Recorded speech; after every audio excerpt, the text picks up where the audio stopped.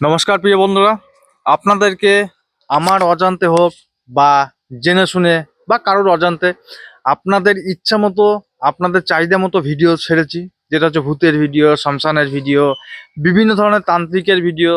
যেখানে তান্ত্রিক কেন, যে আপনারা কোনো প্রবলেমে আছেন তাদের কাছে গিয়ে সেই প্রবলেম থেকে বেরিয়ে আসবেন। কিন্তু আপনারা কমেন্ট করেন বা আমাকে ফোন করে জানান যে দাদা এই কাজটা হয়নি, এত টাকা নিল, বিভিন্ন ধরনের একটা মানে সেই জায়গাটা একটা বিশ্বাস কিন্তু ভেঙে গিয়েছে প্রত্যেকেরই। হয়তো কিছু লোক কিন্তু এখানে এখনো তন্ত্রের উপরে অন্ধবিশ্বাস, আমি মনে করি তাদের মধ্যে একটা পাগলামি।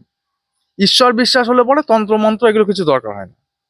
তো সেই জায়গাটায় দাঁড়িয়ে আমি চাচ্ছি এখন যে বাস্তবটা কি, সাধু কাকে বলে, এবং তান্ত্রিক। এর আগে আমার ভিডিওতে বলা হয়েছে যে তান্ত্রিক, ভণ্ডতান্ত্রিক বা কে ভালো তান্ত্রিক, সেই বিষয়গুলি আলোচনা করা হয়েছে। তন্ত্র ক্রিয়া কখন করবেন সেটাও আপনাদেরকে বলা হয়েছে। তো আমি চেয়েছিলাম যে এমন একটা সাধু আমার সঙ্গে পরিচয় হোক বা দেখা হোক, তার মুখ দিয়েই আপনাদের মানে সত্যিটা তুলে ধরবো। যে আপনারা এত পাগল আজকালকার দুনিয়ায় দাঁড়িয়ে, আপনাদের সত্যি কথা বলতে আপনাদের এত পয়সা হয়ে গেছে না, যে পয়সাগুলো আপনারা কোথায় খরচ করছেন, মায়ের নামে গিয়ে ঠকবাজের কাছে খরচ করে আসছেন। তো সেই জায়গাটায় আমার মনে হলো যে তার জন্য সাথ দিচ্ছে কে, সাথ আমি দিচ্ছি। কিন্তু বাস্তবটা শুনে রাখুন, শুনে রেখে তারপরে কোনো ডিসিশন নেবেন, সেটা আপনার ব্যাপার। তো যাই হোক, সেই রকম আমার যেটা মনে হলো যে আজকে একজন সৎ এবং যথেষ্ট জ্ঞানী, আর খুবই অল্প সময়ে তিনি জ্ঞান অর্জন করেছেন। দেখুন, জ্ঞান যদি কারোর মতো থাকে, সেটা বয়সের কিন্তু কোনো তুলনা করা হয় না।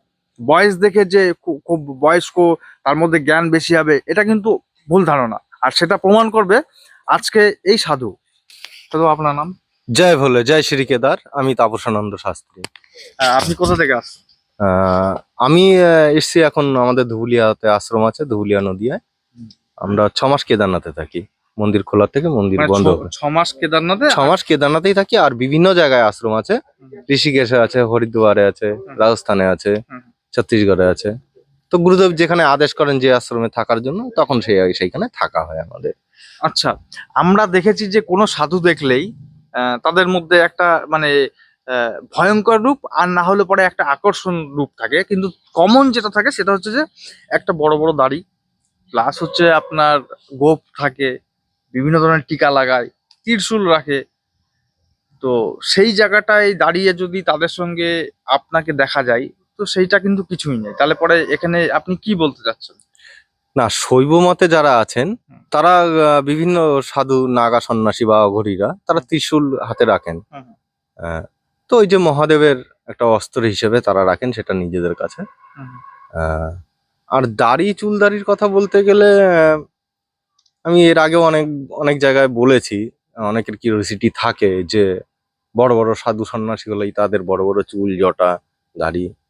আহ, তো যারা আমাদের ঋষিমুনিরা ছিলেন আগে, তারাও তো রিসার্চার ছিলেন, সায়েন্টিস্ট ছিলেন।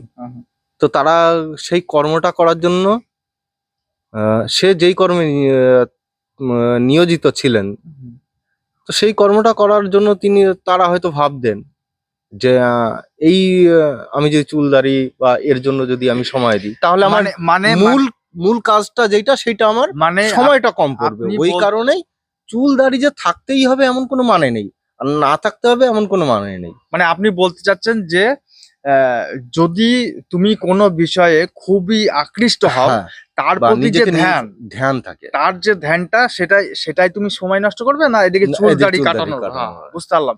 যাই হোক, এটা একটা গুড অ্যান্সার যেটা পেয়েছি আমি, সত্যি কথা বলতে খুব ভালো লাগলো। তো এখন আপনার মানে চিন্তাধারা কি আছে পরবর্তীতে, যে আপনি কেন এই সাধু পথে আসলেন, এবং সেটা কি কি জন্য? দেখুন, আমরা তো মানুষ, আমরা তো তার ইয়েতেই চলি, ইশারাতেই চলি, আমরা কিন্তু কিছুই না। তো আমিও তো সংসার জীবনে ছিলাম এক সময়, তো হঠাৎ করে তার কৃপা, ওর জন্য এই বেশে আছি। এখন সমাজ কল্যাণে আছি, জনকল্যাণে আছি। ঠাকুর এর আগে কি করবেন সে তিনিই জানেন, আমরা তো বলতে পারি না। না, আমরা জানি যে সাধুদের লোভ, মায়া, ত্যাগ, ক্ষমা এগুলো থাকা খুব জরুরি, না হলে সে সাধু পথে যেতে পারে না। হ্যাঁ, তা অবশ্যই। এটা কতদূর অভিজ্ঞতা বা কতটা লাভ করেছেন? অভিজ্ঞতা বলতে এখনো অভিজ্ঞতা হচ্ছে সংসার জীবনে থেকেও অনেক অভিজ্ঞতা হয়েছে, এখনো হচ্ছে, নতুন নতুন অনেক কিছু অভিজ্ঞতা হচ্ছে এবং আগামী দিনেও হতে থাকবে। হুম। তো সাধু মানে নিজেকে সৎ থাকা, একদম সহজ ভাষায় বলতে গেলে। আর যেহেতু একটা পোশাক ধারণ করে আছি, সাধারণ মানুষের মনের মধ্যে কিন্তু ওইগুলোই আসে যে একজন সাধু মানে সন্ন্যাসী মানে তার চরিত্র সৎ থাকতে হবে, সে দয়াবান হবে, ক্ষমার দৃষ্টিতে দেখবেন, দান করবেন। হ্যাঁ, এগুলো ঠিকই, তো এগুলো অবশ্যই করতে হয়। এগুলো শুধু যে পোশাক পরলেই এগুলো করতে হবে তা না, আপনি সংসার জীবনে থেকেও এগুলো সাধুত্ব করতে নেওয়া হবে। হবে।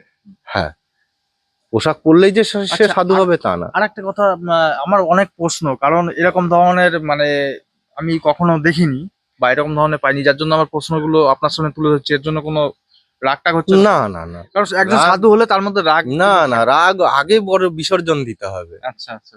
তো যাই হোক, এই যে কলিযুগে ক্রোধ। দাঁড়িয়ে আজকে মা বাবা ভাই বোন কাকা জেঠি কেউ কারো সম্মান দেয়া বা সেরকম ধরনের কিছু আমরা দেখতে পাই না। নিউজ দেখলে পরে এর সঙ্গে ধর্ষণ ওর সঙ্গে ধর্ষণ, একটু ডিপলি দেখা গেলে পরে নিজেদের মধ্যেই।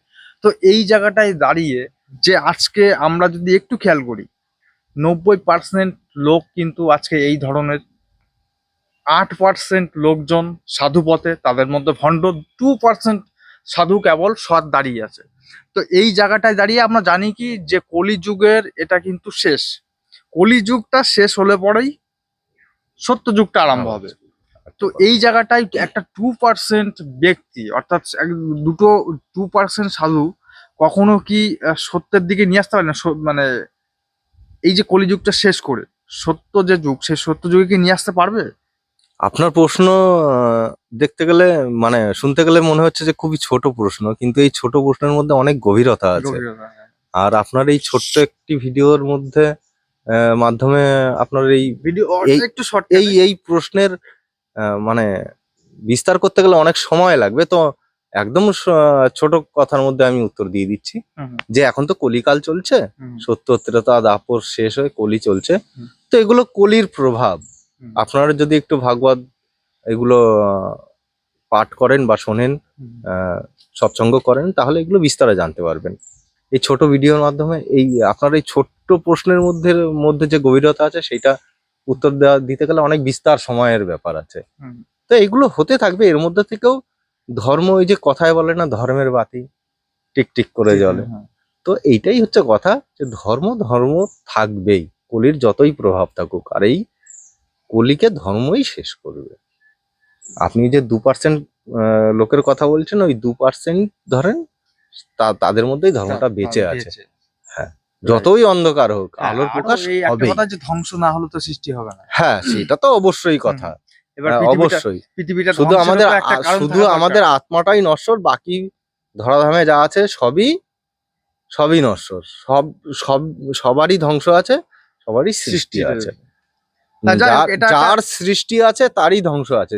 তাহলে ধ্বংস না হলে সৃষ্টি হয় না। আমি ধরতেই পারি যে আজকে আমাদের পৃথিবী যে ধ্বংসের পথে যাচ্ছে, এটার কারণ হচ্ছে এই যে মানে বিশৃঙ্খলা একটা লাইফ। হ্যাঁ, অধার্মিক লাইফ। শুধু আমাদের জীবনযাপন না, আমাদের চিন্তা ভাবনা, আমাদের চলাফেরা, ওই যে আমাদের সমাজ ব্যবস্থা যেভাবে চলছে, অধর্ম। প্রিয় দর্শক বন্ধুরা, এত সুন্দর কথা আমি আগে কখনো শুনিনি। অবশ্যই কমেন্ট করে মানে এনার কথার সঙ্গে আপনার কতটা মতামত আছে কমেন্ট বক্সে লিখে জানাবেন। লাস্ট কোশ্চেন এটা, যে আজকালকার দিনে দাঁড়িয়ে এই যে কথা বার্তা যাই বলুক না কেন, যখন তখন ধর্মের দিকে সাধু পথে চলে যাচ্ছে, এটা যদি আমরা ফলো করি যে ধর্ম আগে না হচ্ছে সংসার ধর্মটা আগে, না আমাদের কথাই বলা হয়েছে সংসার ধর্মটা আগে। আমার কোশ্চেন, হ্যাঁ আচ্ছা, শেষ করেন তারপরে বলছি। তো সেই জায়গাটায় দাঁড়িয়ে এই যে কথায় কথায় আমরা সাধু পথে চলে যাচ্ছি, আদেও কি সংসার ধর্ম, যেহেতু একটা টাফ এবং কঠিন, এবং যদি বলা যায় তাহলে সাধারণ মানুষের থেকে ওরা তো শুধু জানে, কিন্তু অ্যাকচুয়ালি সাধু পথ নিতে গেলে সব থেকে টাফ।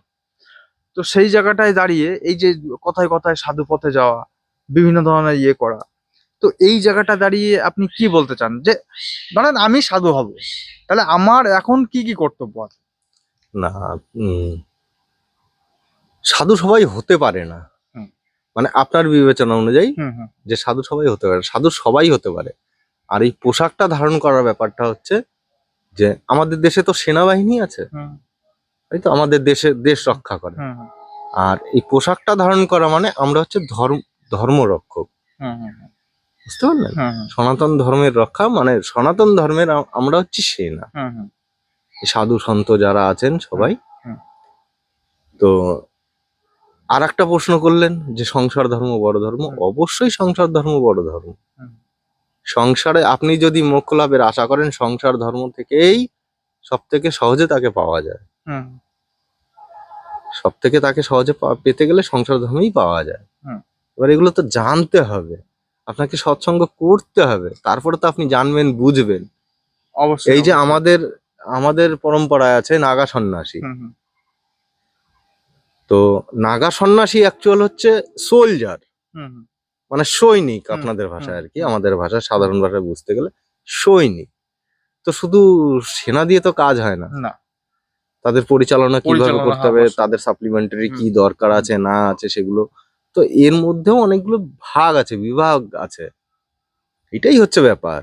সাধু সবাই, আপনি সংসারে থেকেও সাধু হতে পারবেন, কিন্তু ওই যে আপনি সংসারে থাকলেন, আর আমরা সংসার ছেড়ে বেরিয়ে এসে আমরা একটা সৈনিকের কাজ করছি, ধর্ম রক্ষার কাজ করছি আমরা। তার মানে কোথাও কোথাও যেন একটা মিল খুঁজে পাই, সেই মিলটা হলো যে এটাই, যে হয়তো আমি কোনো একটা টাইমে, তা বলে দিচ্ছি 2012 সালে আমি যখন অ্যাস্ট্রোলজি নিয়ে পড়াশোনা করি, তো তখন আমি শুনেছি বা এখন আমি দেখছি যে শনির যখন সাড়ে সাথী লাগে, মানুষকে বাস্তব কি জিনিস সেটা ভালো করে চেনায়। তো আজকে আপনারা বলুন যে এই ব্যক্তির, এই সাধুর যদি শনির সাড়ে সাথী লাগে, কি কষ্ট দেবে নাকি? কিচ্ছু কষ্ট দিতে পারবে না, কারণ বাস্তব এখন থেকে যতদিন ইনি বাঁচবেন ততদিনই কিন্তু শনির সাড়ে সাথী চলবে, হিসাবে যদি দেখা যায়। ঠিক না, বললাম তো? জ্যোতিষ শাস্ত্র অনুযায়ী আমাদের শাস্ত্র মেনে যদি চলতে হয়, গ্রহ নক্ষত্র, হুম অবশ্যই আমাদের জ্যোতিষ শাস্ত্রে জ্যোতির্বিদ্যায় দেওয়া আছে অনেক কিছু, হুম ওগুলো মেনটেন করা যায়। আহ, আমার যতদূর বিশ্বাস জ্যোতিষ শাস্ত্রে আপনার বিধি বিধি বিধাতা যেটা লিখে পাঠিয়েছেন, আপনার স্ক্রিপ্টে যা লিখে পাঠিয়েছেন সেটা ঘটবে। সেটা ঘটবেই। হুম। তবে হ্যাঁ, ওটাকে আপনার যদি খুব বেশি থাকে সেটাকে কন্ট্রোলের মধ্যে আনা যায়। কম কিছু করা যায়, হ্যাঁ বৃষ্টি হবে ছাতা দিয়ে হ্যাঁ একটু হ্যাঁ, ছাতা দিয়ে হয়তো আপনার গায়েটা করবে, জলটা হ্যাঁ। পড়বে না বা অল্প পরিমাণে অল্প কিছু। ভিজবে। তো হ্যাঁ, সবাই কিন্তু ভণ্ড না, এই না। তবে জ্ঞানের ব্যাপার আছে, জানার ব্যাপার আছে, এগুলো জানতে হয়, বুঝতে হয়। আমাদের সনাতনীদেরই এগুলো বুঝতে হবে। হুম, হুম, ঘরে ঘরে সনাতনের আলো, মানে ধর্ম প্রচারটা বাড়াতে হবে আরো বেশি করে। যে আমাদের এই মনুষ্য জীবনের কর্তব্য কর্ম কি, আমাদের ধর্ম কি, হুম, হুম। এগুলো জানলে আপনার চলাফেরা, ব্যবহার, আচরণেই এমনি চেঞ্জ হবে। এমনি হুম। এমনিই সব ঠিক হয়ে যায়। কারণ সেই চালায় আমাদের একটু শেষ ভিডিওটা এখানে শেষ করছি, কিন্তু শেষ করার আগে একটুখানি এনার বয়সটা শুনবো। বয়স কত হলো? এই শরীরের বয়স যদি জিজ্ঞেস করেন তাহলে 42+। 42। 42 বছর বয়স, 42 বছর বয়সে যদি এইরকম ধারণা নেই চলে, সত্যি কথা বলতে অনেক কিছু করতে পারবে দেশের জন্য, সমাজের জন্য এবং নিজের জন্য। তা না আমি বাবা, চাই আমাদের নিজের জন্য কিছু করার নেই এখন আর। আমাদের এখন যা হবে জনসেবাতেই হবে, জনসেবা, জনকল্যাণ। তাহলে জনসেবা করতে পারবে। আমি মানে কি বলবো, আমার আমার মন থেকে এনার প্রতি ভক্তি আছে, এইরকম ধরনেরই দরকার। তো যাই হোক, ভিডিওটি তো বেশি বড় করা যাবে না, কারণ আপনাদের ধৈর্য কম। ভিডিওটি এখানেই শেষ করছি, আবার দেখাবে নেক্সট ভিডিও। ততক্ষণ আপনি ভালো থাকুন, সুস্থ থাকুন। ধন্যবাদ। জয় বলে জয় শ্রী কেদার, হর হর জয় মহাদেব। হর হর মহাদেব, হর হর মহাদেব।